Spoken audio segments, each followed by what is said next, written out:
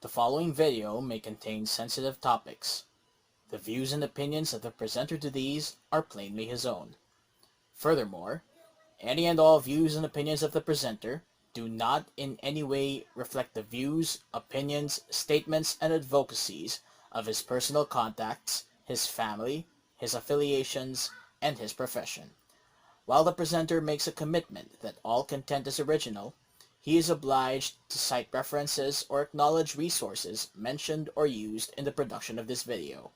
This disclaimer is also written in the description below. It has been a personal tradition to recall the events of the year that will cease to exist in its last few days. And in this review, we recall the year 2019.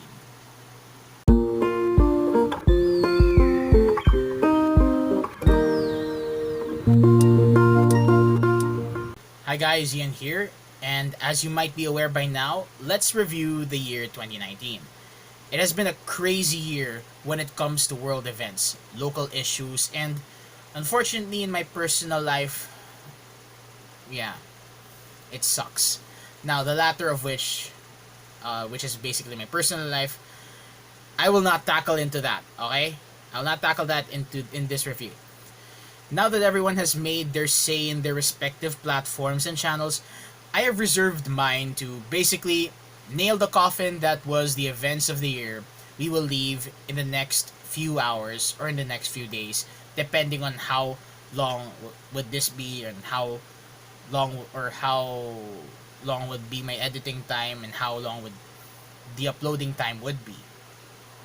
Now, the 1st of January, normally called New Year's Day, is also the day when all content protected by under a copyright expires. And in the United States, they have extended the validity of copyrights from the standard protocol of 50 years after the date of the copyright or after the death of the publisher of the content to a whopping 95. Yes, 95 years. So if you copyrighted something in America, you have almost 100 years assurance that it's copyright protected.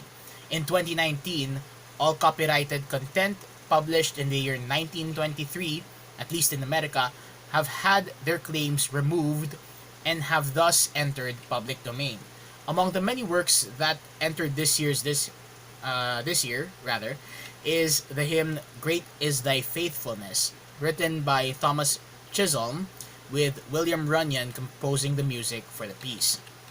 Also on the 1st of January, NASA's New Horizons spacecraft flew past Pluto and has also made a close approach to a Kuiper Belt object scientists named Ultima Thule. In the milestone/New Year's Eve party organized by NASA, Queen's guitarist and project collaborator Brian May, yes, he is an astrophysicist, thus his rockstar impression of Isaac Newton, he released his single about the New Horizons spacecraft with the title, you guessed it, New Horizons. Yeah, I'm not even joking. Do check it out. If you're a Queen fan, you can absolutely tell to yourself, I just wish Freddie Mercury would hear this. You know.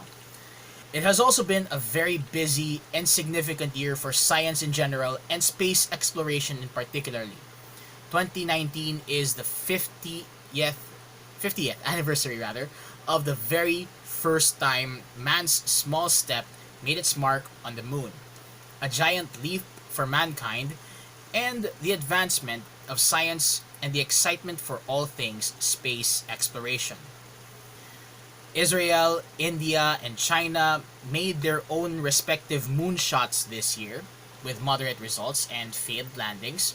Well, I mean, they tried, and at least they sent something as contribution to the development of bringing back man on the moon as soon as possible. Like, come on. NASA also launched its Artemis program to complement and continue where Apollo left off. Its commercial crew program also made progress.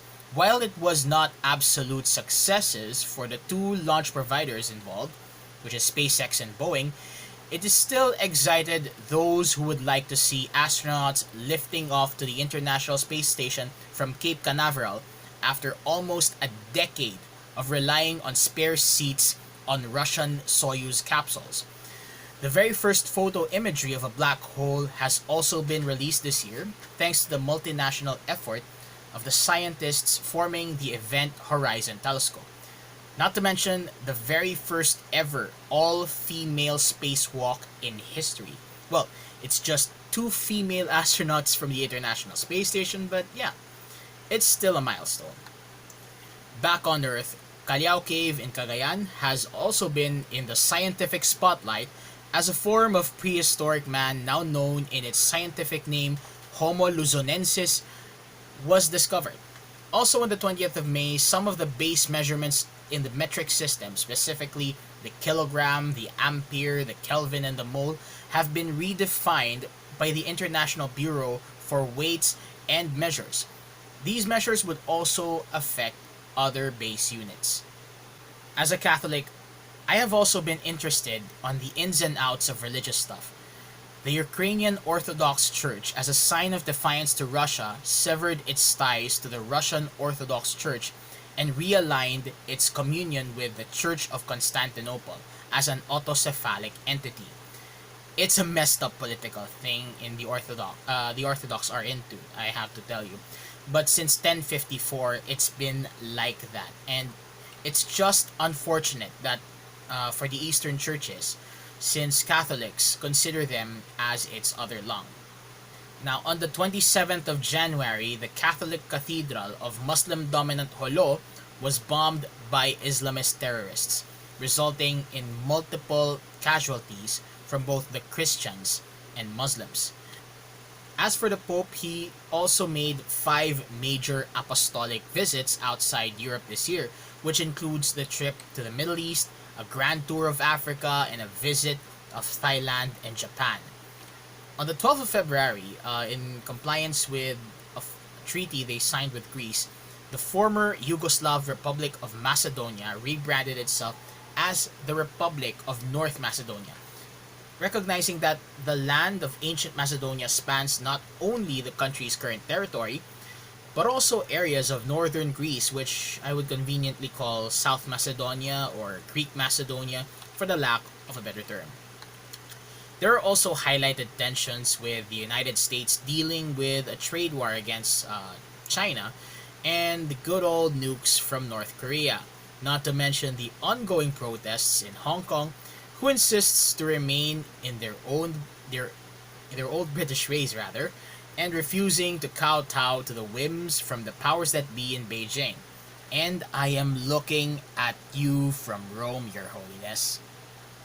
On March, Australian Cardinal George Pell was jailed for alleged historical sexual abuse during his time as the Archbishop of Melbourne. While many Catholics are scratching their heads on how the hell was this even possible, there are other Aussies who say he should rot in jail. It's just funny that they and other Catholics from around the world are not giving a bloody hoot about the more blatant case of Theodore frickin' McCarrick, who was removed from the College of Cardinals, the Episcopate, the priesthood, and the diaconate. Basically, a degradation without the humiliating right that he bloody deserves. Before I go full ballistic with an impromptu real talk, I'll go ahead and move on. Don't even get me started with the Amazon Synod. It was a very, very toxic discussion. Religious extremism has also been a hard topic to tackle as both Christians and Muslims are targeted by lone wolf attackers.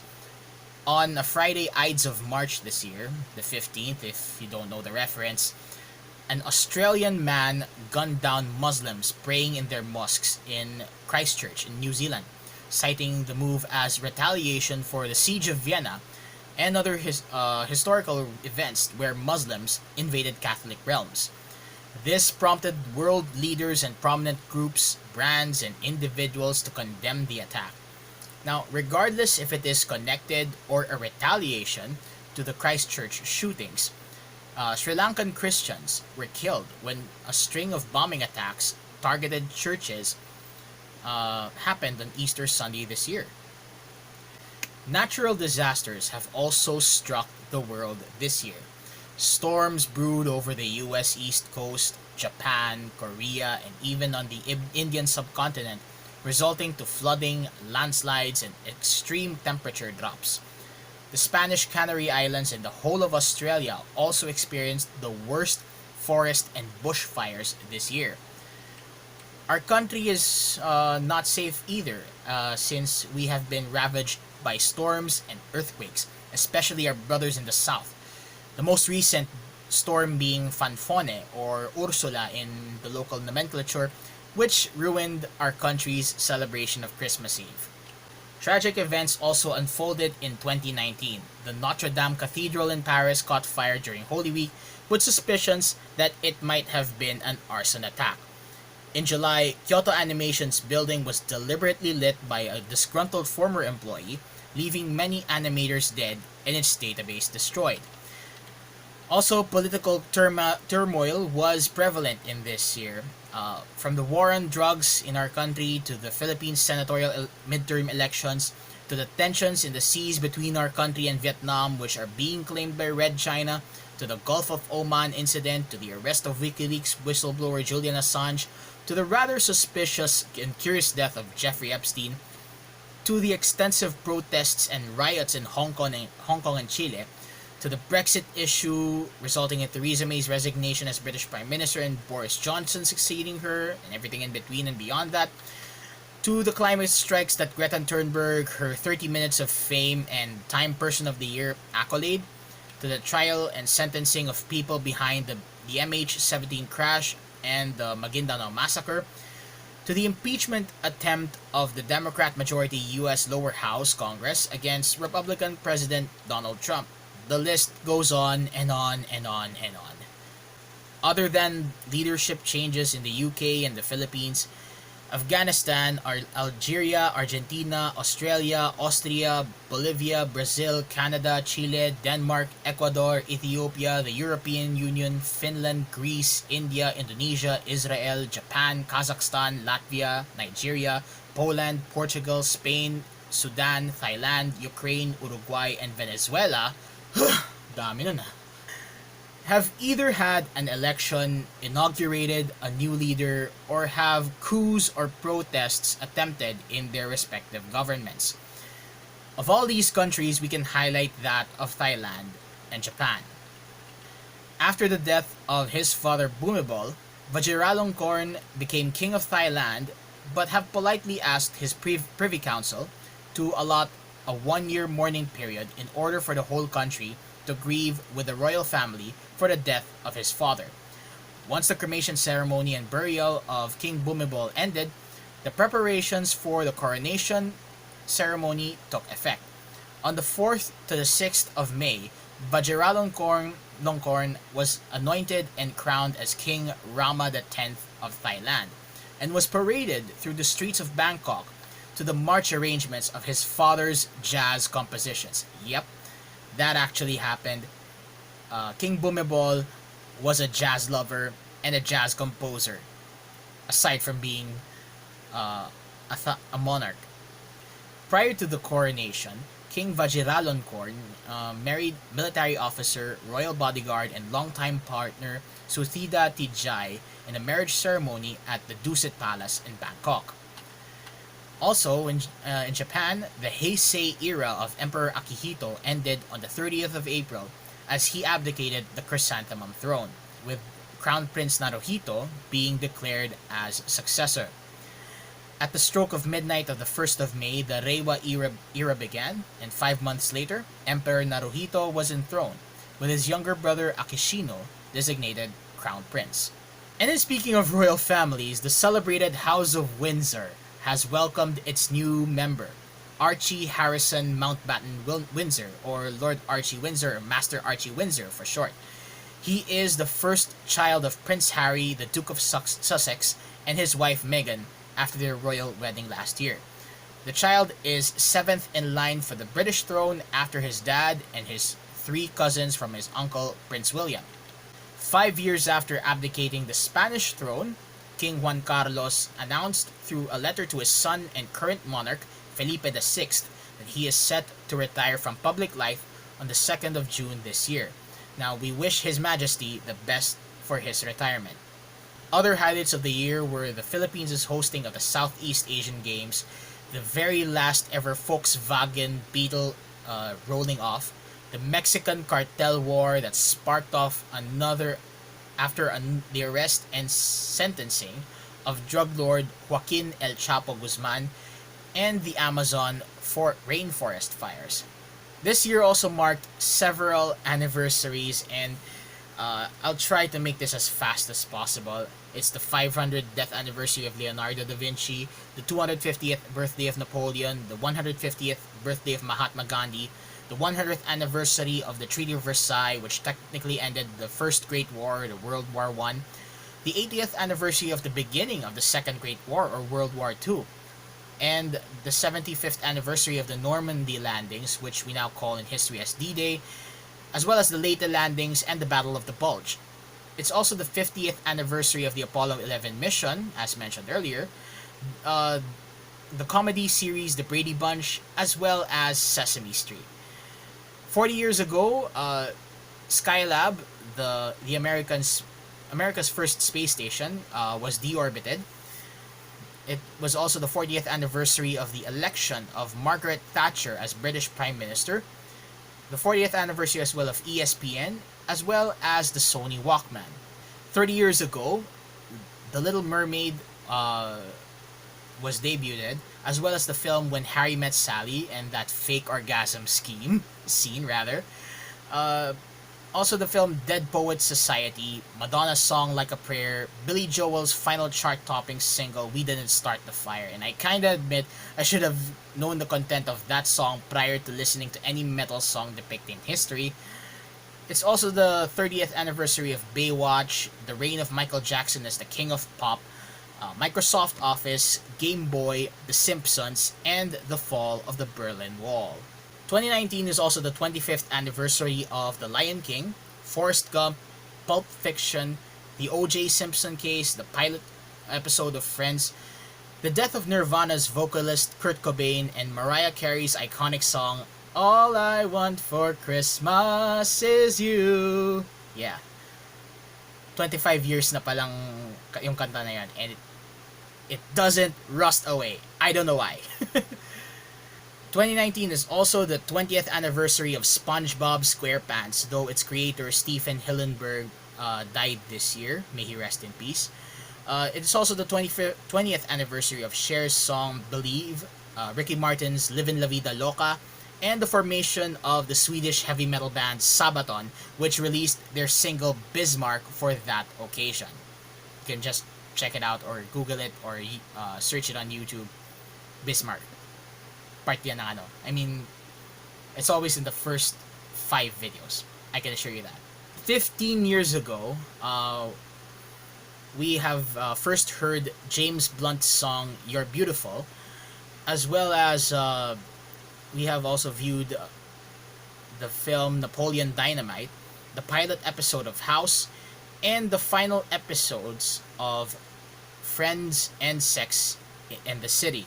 And it is also the 10th anniversary of the Maguindanao Massacre, Avatar, the James Cameron film, not the Nickelodeon series, the Kanye West interruption of Taylor Swift in the Grammys. Ironically, both of their lives and careers swung to the other direction this year, and yeah, the death of Michael Jackson.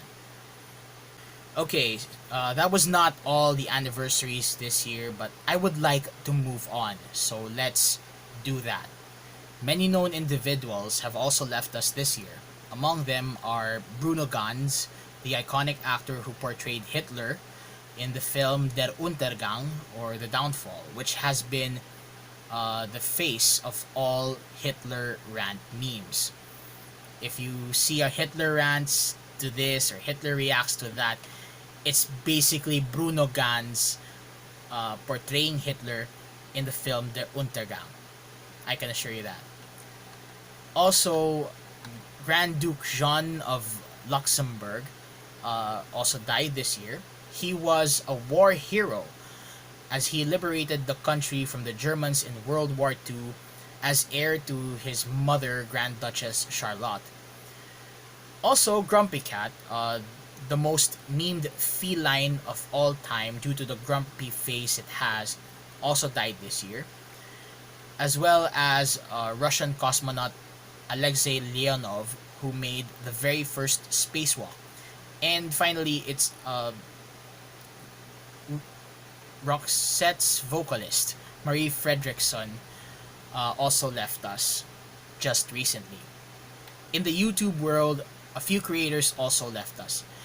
First of which is British TV presenter Emily Hartridge, who tragically died in an accident involving an e-scooter she was riding on.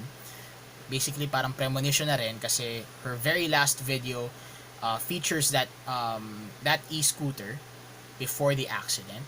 So, that just happens. The king of random, Grant Thompson, also died this year after failed to return from a paramotoring flight. And the channel has at least allotted 3 or 4 videos remembering Grant Thompson. Also, the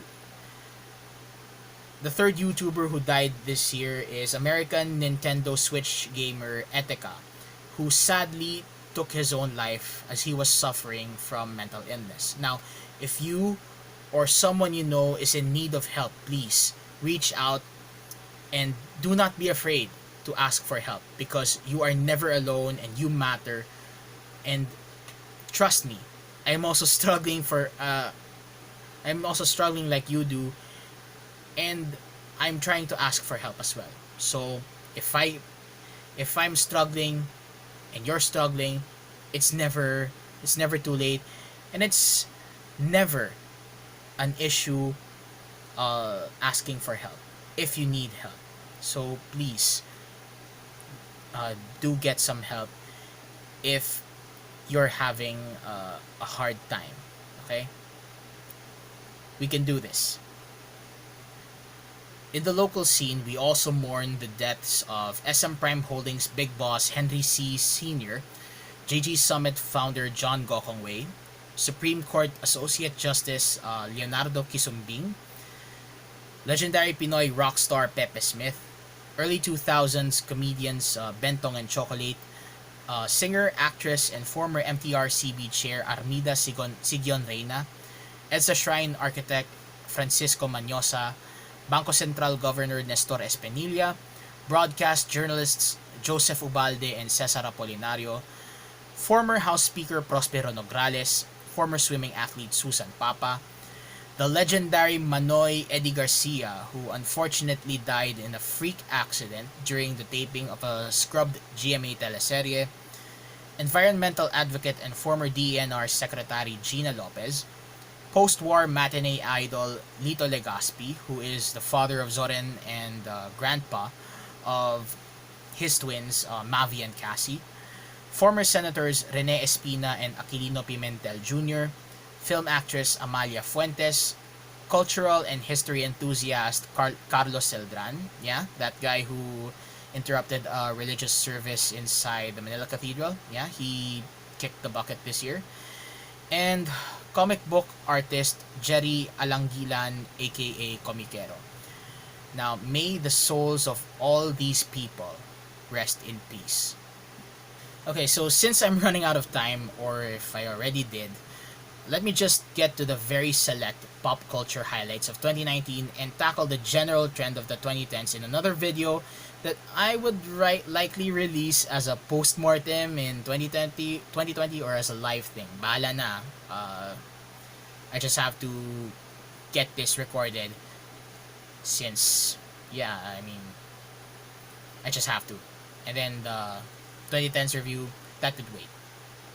Now, if you may notice a lot of social media news that has been making the rounds in recent weeks, it's because Google and YouTube have been hit by fines this year, with the latter being forced to implement a somehow disturbing notice to content creators about complying to the US Children's Online Privacy and Protection Act of 1998, or COPPA, something YouTubers are complaining about, that they either plan to reformat their online presence, find another alternate platform to upload their content, or close down their channels entirely.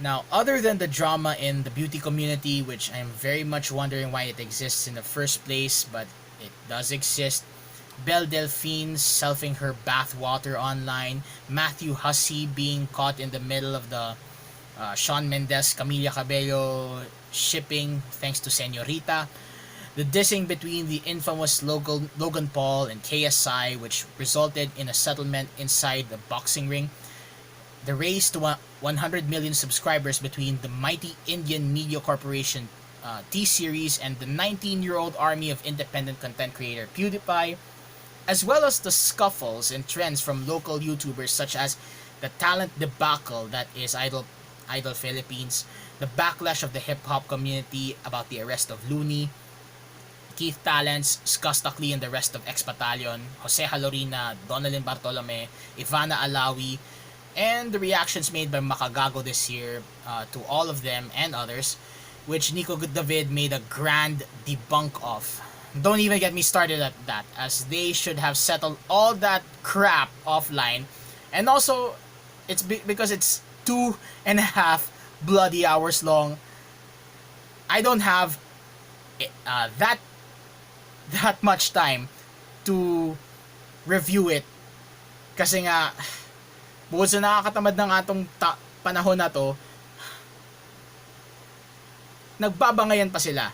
I mean, I'll just have to reserve my comments on that later on sa mismong gusto ko sabihin about that issue, but let me go on. It actually seems that YouTube is becoming a platform only for pure entertainment and information that is irrelevant if not inaccurate. Case in point, kaalaman and maybe the scuffle the creator behind had with Kento Bento. As history-based channels have been demonetized one by one and have to resort to an alternative site for creators to share their videos without getting created. So, some of the prominent channels like Alternate History Hub, maybe even Knowledge Hub, The Armchair Historian, The Great War, Step Back History, and others, they've been demonetized because they're sharing something about history. And it's a good thing that the Armchair Historian, the guy behind the Armchair Historian, developed his own website wherein all of these YouTubers sharing about history can also make a backup on his website, thearmchairhistorian.com. You can check it out on the link on the description below. The same treatment has been applied to gamers as well, which became the reason why they are more active on Twitch and Discord than on YouTube, which is actually a sad thing, as the community here has been large and diverse and is in need of a good development. Okay, so nawala yung ano ko. I have to record again. Pero let's go ahead with the items that somehow I just enumerated kasi nga wala na akong oras para sulatin sa script. And I would tackle more on this on the review of the 2020s and not necessarily 2019. The cancel culture is the first of that. It's also known as the call-out culture. It actually surfaced a few years ago, pero ngayon lang nagkaroon ng gantong klaseng relevance kasi in the international level there has been a cancel something or a cancel issue or cancel statement or issue between James Charles and Tati Westbrook. Now these are basically beauty YouTubers, and the long and short of the story is that James Charles was promoting or somehow sharing his thoughts on a brand or on a product of a brand that is rivaling the brand being promoted by Tati Westbrook. And for some reason, nagkaroon ng connection tong dalawang to. And Tati made a video about the incident, or the video made by James Charles, and James Charles responded, and then Tati responded, and the conversation and the debate just went back and forth. Now James Charles made a video about all of this, and in the process nawalan siya ng napakaraming subscribers, and all of that transferred to Tati Westbrook.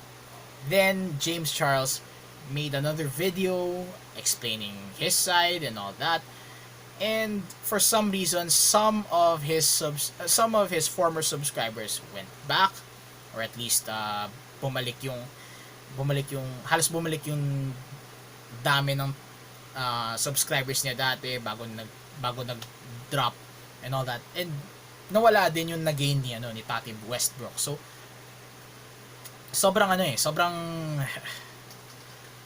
nakakatawa lang na kailangan ko lang share. In the local level, my goodness, it's kung kailan Pasko, kung kailan patapos na ang taon, saka lang nangyari to. Nico David debunks Makagago. Makagago responded, and damn, it's, these two YouTubers are actually no bullshit guys. I mean, they try to be not as cringy as the other Filipino YouTubers, and ngayon saka pa sila nag-away dahil siguro sa approach ni MG, ni Makagago. Pero kasi ewan ko I don't wanna side on this because it's still ongoing. At sa totoo lang, dahil nakasubscribe ako sa pareho ako nakasubscribe sa kanilang dalawa, I'm not siding. Okay? Kasi sa totoo lang mga kababayan, Nico might have the knowledge and the know-how about how things work. Makagago can get into, or can have his experience as his secret weapon, pero bakit ngayong Pasko pa nagkaroon ng gantong klaseng bangin? Bakit ngayong Pasko pa nag-drop ng debunk si Nico David? And we all know how Makagago responds to all this. Okay? Again, I am not siding on both of them. Kakampi ko sarili ko dito. In the issue about Nico David and Makagago, pareho silang mali dito at kakampi ko lang ang sarili ko. Nagdebunk ka ng isang tao for 2.5 hours. Pero sa tingin ko, parehas lang ang ang motibo ninyo or parehas lang ang layunin ninyo, or yung objective ninyo, and that is to not really police the YouTubers here in the Philippines, but just to remind them or give them a little nudge na medyo sumosobra ka na. And then both of them are basically going against each other's throats. And Makagago, being Makagago, just tells other people to sod off. I mean, that's how he goes. Pero sa totoo lang, that's actually the reason why he's in absolute trouble for the whole of this year. Nagsimula yan dun sa Sunugan Bad Blood event kung saan nakalaban niya si Price Tag, and then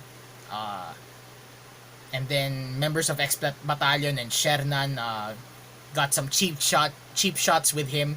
Pero si Shernan nagsorry, nagkaayos, nagbonding sila thanks to Nico David. But when it comes to Skastakli and the rest of X Battalion, ayun tuloy-tuloy din And sa totoo lang, hindi ko masasabing nakakasawa, pero they just have to practice what they preach. I mean, they just have to settle their shit offline. Okay? Kasi kung si Nico ang sabi niya kay Jose Halorina at kay Dolan Bartolome they just have to settle this uh, offline and personally, and nangyari nga yun. I think it should also be the same with him and Makagago. And not being Makagago but as Mark Jason. Okay? And as for Makagago / Mark Jason, ewan ko I guess you just have to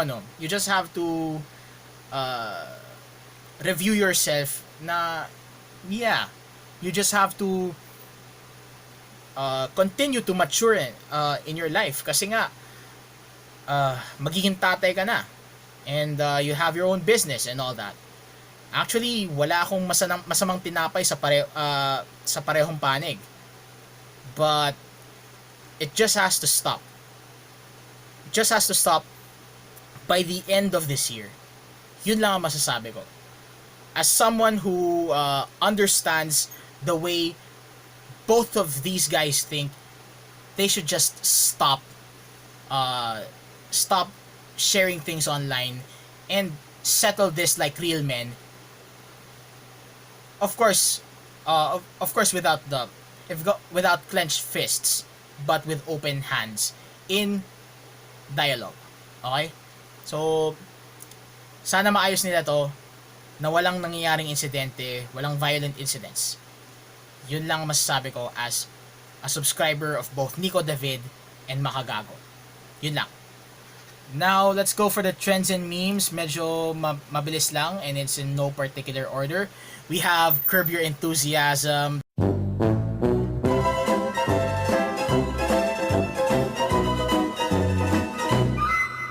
There's also Sparking Joy with Marie Kondo. Actually, may kilala ako na parang nag-train din sa Marie Kondo method, wherein you have to declutter Marie Kondo style. You just have to try that. I'm also trying to try that as well. Pero it's a good idea. Also, we have some memes about the most or the world record egg with the most number of views on Instagram, and Mr. Beast milking on that thought, and being the number one video on YouTube Rewind, with PewDiePie's wedding coming close second. Also, because of that, Mr. Beast is going on his quest to have 20 million trees planted by 2020, and that's where Team Trees was created. Also, there are a bit of meme-ish stuff that happened during the climate strikes this year, as well as that iconic Grand Theft Auto caption. Shit, here we go again. Yun. There's also the bottle cap challenge, the memes about Avengers Endgame, such as Avenge the Fallen, Justin Trudeau's black-facing incident back when he was still a small-time guy and not a Canadian politician. You have Baby Yoda, Area 51, Bird Box, Bradley Cooper and Lady Gaga in A Star Is Born, Keanu Reeves having a good year this year with John Wick Chapter 3, and his statement at a game reveal wherein someone in the crowd says, "You're breathtaking," and he answers back, "You're breathtaking. You're all breathtaking." And let me tell you, whoever you are also breathtaking. Okay? You are also breathtaking. You matter. Okay? Also, there are other memes. Ang dami neto. Okay Boomer, Woman vs. Cat, the Sonic live action movie, SpongeBob saying, "Aight, I'ma head out. Aight, I'ma head out." There's also wrong answers only, Will Smith and his role as the genie in Aladdin, attempting to redeem himself after the disastrous YouTube rewind of 2018. Also, there's a meme about Stonks, me and the boys, choking Sasuke, the Naruto run, basically in Area 51 na rin, Joker and Pennywise, and the epic rap battle that they had, and epic rap battles of history coming back for season 6. There's also the event Horizon Black Hole being used as a meme. Some of them are not safe for workplace, so hindi ko na ilalagay. There's also Blackpink and yung sa ano naman natin, sa side naman natin ay yung dahil nagkaroon ng bagyong Jenny this year, may Jenny din sa sa Blackpink, parang naging black in your area of responsibility. Yun yung naging meme doon. Also, there's this meme about let me in. Yun, so ayun. We have also been so savage when it comes to memes that for the local stuff for 2019, we have Rafi Tulfo, Dante Gulapa, X Battalion, Unique Salonga, the girl who says you're road, or you're rude actually, the guy who says wala na, finish na, paano mo nasabi, parang latak na lang yun ng 2018 actually. There's also Dalagang Pilipina, inspired after that Almost track. Also, the girl who says you do note, and the 4 young actors of the teleserye Kadenang Ginto admiring that and having their own YouTube channel called The Gold Squad. There's also the meme about masasamang words, Showtime's girl trends, Scarlet Snow Bello, pero it's more of an adorable meme than a cringy one. The Yormes of Manila and Pasig, they're also part of the memes. So and marami din kasing nakapag-admire doon sa ginawa ni Manila Mayor Francisco Domagoso, aka Isko Moreno, whatever, and Pasig Mayor Vico Soto, who basically toppled down the Eusebio dynasty. But in hindsight, Mr. Soto reminds me of a guy that I would rather not talk about. It's very I really wanted to leave it behind. Okay, so let's just move on. We also have memes about Catriona Gray, and everyone is adoring Catriona Gray, even if she already steps down as Miss Universe after her year. And I wish the best for her in her music career, as well as her modeling one. We also have comparisons with Liza Soberano and Momoland's Nancy, pero sa totoo lang, wala akong nakikitang comparison. Liza is Liza, Nancy is Nancy, that's it. Also, Sara Geronimo, it has been a good year as well for her. Naging meme-worthy yung music video ng kanta niya na Tala. Nagkaroon pa nga ng dance challenge about it. And she actually answered yes to the question of Matteo Guidicelli, who also had a good run for this year. He got into the motorcycle safety riding course of the PNP Highway Patrol Group. He enlisted in the Philippine Army as a reservist. He fixed his papers and became and got commissioned as a military officer. Saludo po ako sa inyo, sir.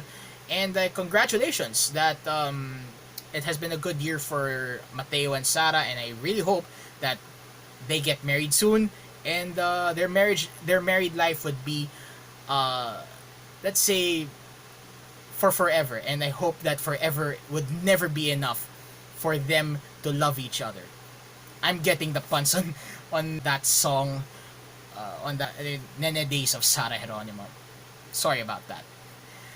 So yeah, it's a good run for the memes, and I hope that magstay na siya doon sa 2019 and hindi na siya magano sa bagong dekada. But if it gets retained in 2020, that's fine. Well, ganoon naman talaga. Now also, when speaking of weddings, dito tayo sa last part ng listahan. And basically, it's two weddings. Number two and number one, respectively. Number two of my top of the weddings of the year for me, in my opinion, is the wedding of my friend, the guy behind Judgmental Pinoy, and actually, yung bride kilala ko rin. I've met with them. I've known them for years, even before their relationship. Tapos naging sila, they got engaged, and now they're married. Uh, sa totoo lang, hindi ako nakaget over nung panahon na yon. Sabihin natin 2 to 3 days din akong sobrang di makaget over dun sa event na yun kasi it was absolutely great that I was honored to be part of his of the guy's entourage or nuptial party as groomsman. So ayun, talagang ang ganda lang talaga ng ang ganda lang talaga ng nangyari. So I wish the best of luck for both of them and a Merry Christmas as well. Check out his channel. Medyo random pero he has more subscribers than me, so go figure. Also, this wedding, I guess all of us around the world would have this or would say that this is the wedding of the year, period. And that is Felix Kilberg and Marcia Bizonin, aka PewDiePie and Marcia. I mean, as long as the channel PewDiePie existed, it coexisted with the relationship between Felix and Marcia.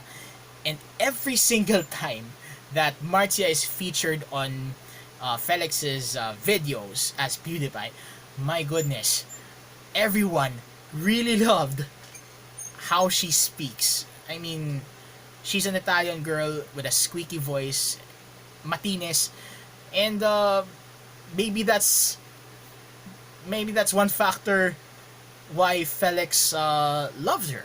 And nakatuwa lang kasi everyone loves their love story, and it came to a head on their wedding day.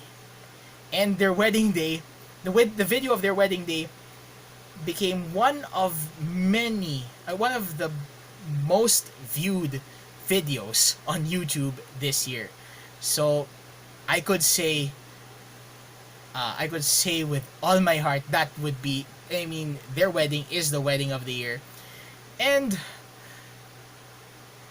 to go with the bandwagon, ang masasabi ko na lang sa love story nila at sa buhay mag-asawa nila ngayon, sana all.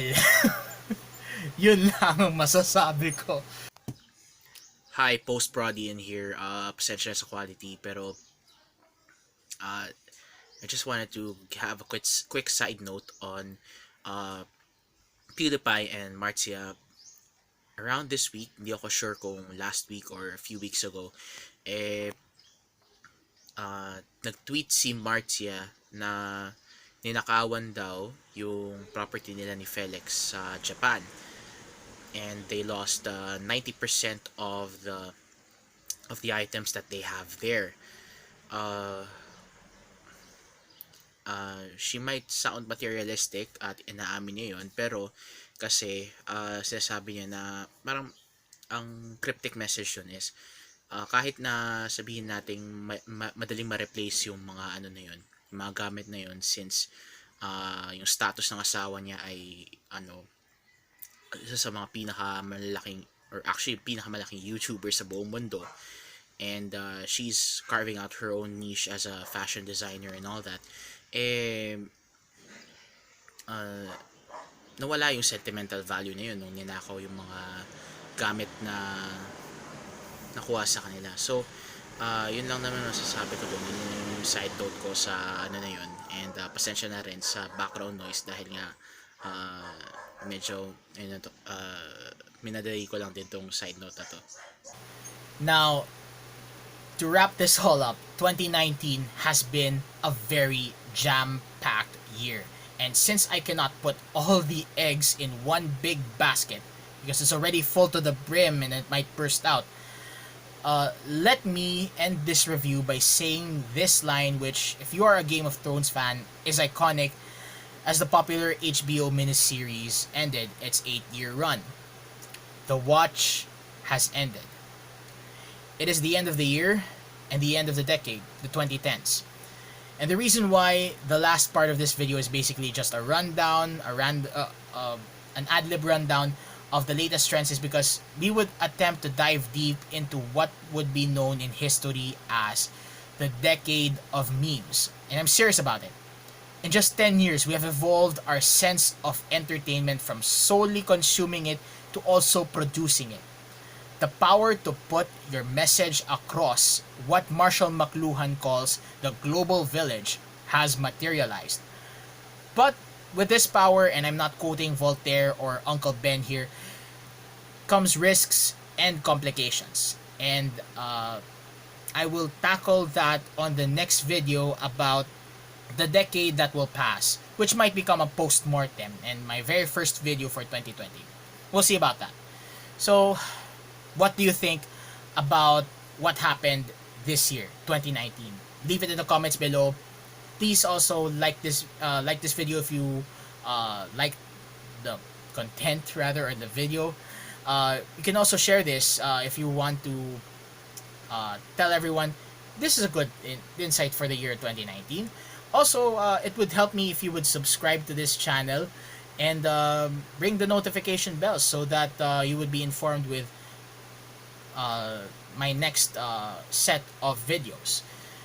Well, with all that done and dusted, that, ladies and gentlemen, is a wrap for the year 2019 and the 2010s. And with all that said, this is Ian, and until then, see you next year.